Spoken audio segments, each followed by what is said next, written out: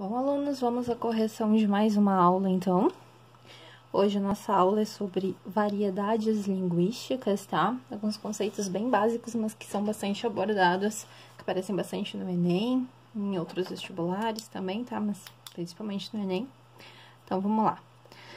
Variedade linguística, então, são todas as variações que a nossa língua pode sofrer. Existem diversos motivos para nossa linguagem, para o nosso modo de nos expressarmos, poder mudar. O contexto em que a gente está inserido, se eu estou numa situação informal, se eu estou no trabalho, localidade, regionalismos, então o modo como as pessoas falam aqui no Rio Grande do Sul é diferente do modo como se fala no Nordeste, no Rio de Janeiro, enfim. Questões de grupos, tá? De tribos. Roqueiros, por exemplo, usam uma linguagem diferente do que o pessoal que curte MPB, que é diferente do pessoal que curte funk, e por aí vai. Cada grupo tem um modo de se expressar, tem a sua própria linguagem, linguagens profissionais, um meio de determinado, por exemplo, policiais usam determinada linguagem, tem gírias ou expressões, enfim, próprias. Médicos têm médicos, pessoal da saúde têm expressões próprias, enfim, questões profissionais também. Então, existem inúmeras variedades linguísticas, tá? Além disso, a gente tem alguns conceitos bem básicos. A gente tem variedade padrão e não padrão, tá? Então, a primeira coisa que a gente tem que pensar é que não existe mais o conceito de certo e errado, tá? Não existe mais falar corretamente ou falar errado. Existe linguagem adequada ou inadequada ao contexto, tá? Então, se eu falar usando gírias, abreviando palavras, enfim, falar de uma forma mais simples, mais cotidiana, não tudo certinho, provavelmente eu vou estar numa situação informal, vou estar num bar, vou estar num grupo de amigos, tá? Vou estar conversando com a família.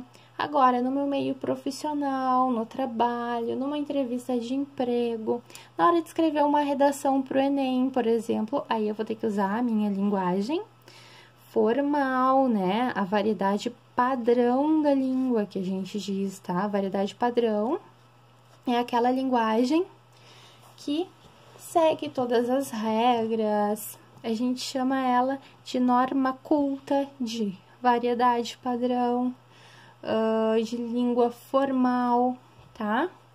E a não padrão, a gente também pode dizer que é a linguagem coloquial, tá? Também é chamada assim.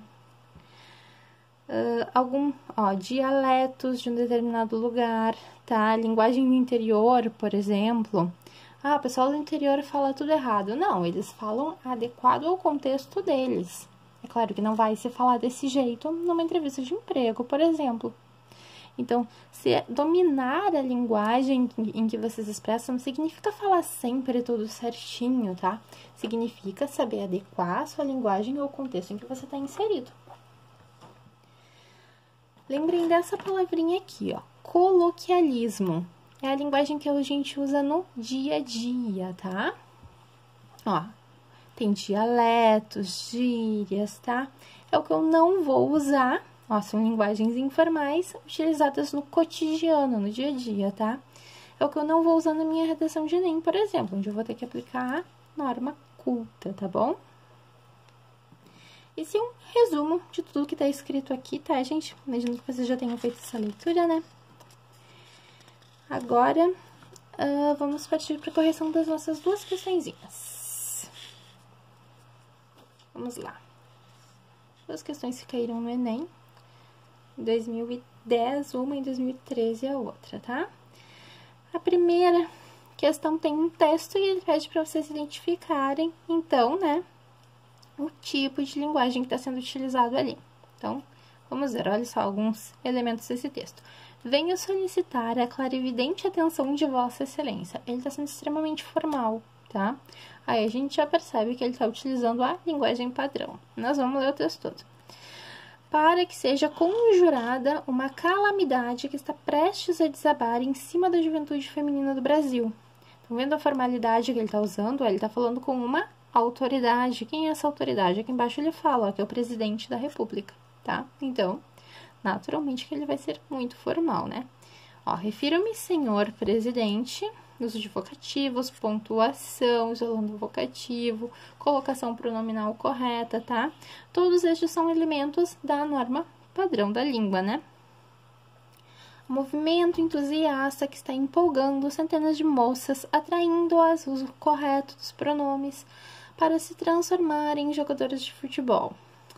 E ele segue assim, né, com a argumentação deles, pontuação correta, tá, uso de 2 pontos, o vocabulário dele é um vocabulário bem elaborado, tá? Então, todas as características configuram uma linguagem formal ou norma padrão, tá? Norma culta, também chamada. Então, ele questiona aqui. O trecho é parte de uma carta de um cidadão brasileiro encaminhada em abril de 1940 ao então presidente da República. As opções linguísticas mostram que seu texto foi elaborado em linguagem, naturalmente linguagem culta, então, né, a gente não tem nada de coloquial, nada de informal, não é uma linguagem jurídica, né, gente, longe disso. Não tem regionalismos, tá? Então, é uma linguagem culta, adequando-se ao seu interlocutor, presidente da República, né? Se tu tá falando com autoridade, tu tens que usar uma linguagem adequada, a linguagem formal, e a situação de comunicação. Perfeito, tá? Então, a alternativa D era a resposta correta. Agora, vamos para a questão 2, tá? Aqui nós temos um outro texto, totalmente diferente, né, gente? Texto do Gabriel Pensador. Já vemos só pela origem do texto que provavelmente, né, como ele é um músico, né, provavelmente vai ser uma linguagem menos elaborada, uma linguagem mais coloquial, tá? Com uso de gírias, coloquialismos. Então, vamos ver, ó. Até quando? Não adianta olhar pro céu, ó, pro. Isso aqui é uma contração, tá? De para mais o, né? Para o céu, pro céu. Isso aqui é um coloquialismo, é mais utilizado na linguagem falada do que na linguagem escrita, tá? Então, a gente pode dizer que é um coloquialismo, algo mais do cotidiano. Ser coloquial significa ser algo mais comum do cotidiano, menos formal, tá? Ó, com muita fé e pouca luta. Levanta aí, ó. Uso do imperativo aqui, bem coloquial, tá? Que você tem muito protesto para fazer. E muita greve, você pode, você deve, pode crer. Ó, aqui, uso de mais um coloquialismo aqui, pode crer. Quase uma gíria isso, né? Não adianta olhar pro chão, virar a cara pra, outra contração aqui, ó, pra não ver. Se liga aí, que te botaram numa cruz, e só porque Jesus sofreu não quer dizer que você tenha que sofrer, tá? Se liga aí, outro coloquialismo. Então, é uma linguagem bem coloquial, né, gente? Então, aqui ele pergunta, né? As escolhas linguísticas feitas pelo autor conferem ao texto um caráter atual, pelo uso de linguagem própria da internet, não tem nada de internet aqui, tá? Cunho apelativo, ele não tá apelando, tá? Ele tá usando uma linguagem e tá fazendo uma solicitação, sim, tá? Mas ele não tá exagerando, não tem predominância de imagens metafóricas, tá? Ele não predominam imagens metafóricas, ele faz referência a Jesus ali, mas não é uma metáfora, tá? Então, nada a ver essa questão. Tom de diálogo. Gente, para ter diálogo tem que ter duas pessoas falando. Aqui só tem uma pessoa enviando uma mensagem, mas a mensagem não está sendo respondida. Então, não é um diálogo, tá? Espontaneidade pelo uso da linguagem coloquial. Perfeito, linguagem extremamente coloquial, texto bem espontâneo, né? E originalidade pela concisão da linguagem. É um texto bem elaborado, não é um texto conciso, tá? Então, espontaneidade, alternativa D. Ok, gente? Daqui a pouquinho, então, vamos para a nossa próxima aula com correção de mais exercícios sobre esse assunto. Um abraço e até a próxima!